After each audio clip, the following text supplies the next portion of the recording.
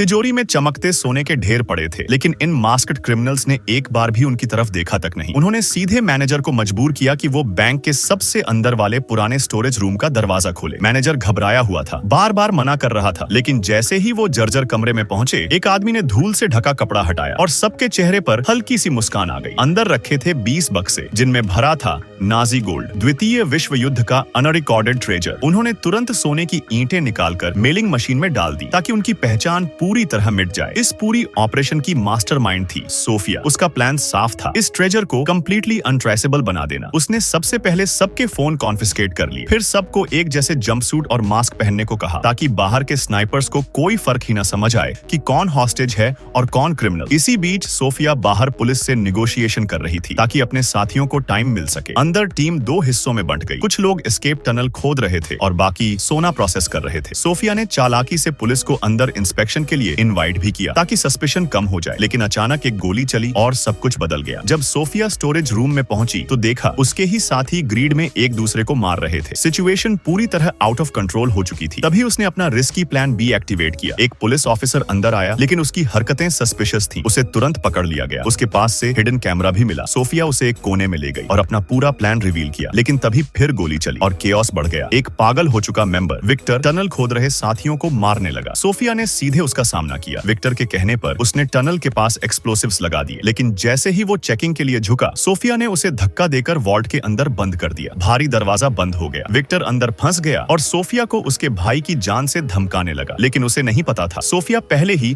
उस ऑफिसर के साथ मिलकर स्पेशल फोर्सेस को उसके भाई को बचाने भेज चुकी थी। सोफिया ने बिना पीछे देखे डिटोनेटर दबा दिया। एक जोरदार धमाका हुआ। पूरी बेसमेंट पानी से भर गई और वॉल्ट में बंद विक्टर की कहानी वहीं खत्म हो गई। कुछ ही देर में पुलिस अंदर घुसी, सबको कंट्रोल कर लिया। लेकिन अजीब बात यह थी, बैंक का एक भी सोने का टुकड़ा गायब नहीं था और क्योंकि सभी लोग एक जैसे कपड़ों में थे, किसी की पहचान साबित नहीं हो सकी। सबको एविडेंस की कमी में छोड़ दिया गया। लेकिन असली खेल अभी बाकी था। अगले साल सोफिया एक सफाई कर्मचारी बनकर बैंक लौटी। वो क्वाइटली ब्रास रेलिंग्स को निकालकर गार्बेज ट्रक में डालती गई और फिर सीधे डॉक की तरफ निकल गई। वहाँ वही ऑफिसर उसका इंतजार कर रहा था। सोफिया ने उसे एक कोड भेजा। जैसे ही उसने कोड डाला, ट्रक खुल गया। अंदर वही सोना था, पूरा का पूरा। असल में वो रेलिंग्स सोने से बनी हुई थी। उसी वक्त वो लोग भी वहाँ पहुंचे जिन्होंने सोफिया के भाई को किडनैप किया था, लेकिन इस बार उनका स्वागत गोलियों से हुआ। स्पेशल फोर्सेस पहले से तैयार थे। सभी दुश्मन वहीं खत्म हो गए। सोफिया ने अपने दिमाग और धैर्य से न सिर्फ अपने परिवार को बचाया, बल्कि हर दुश्मन को उसी के खेल में हरा दिया। यही असली मास्टरमाइंड होती है।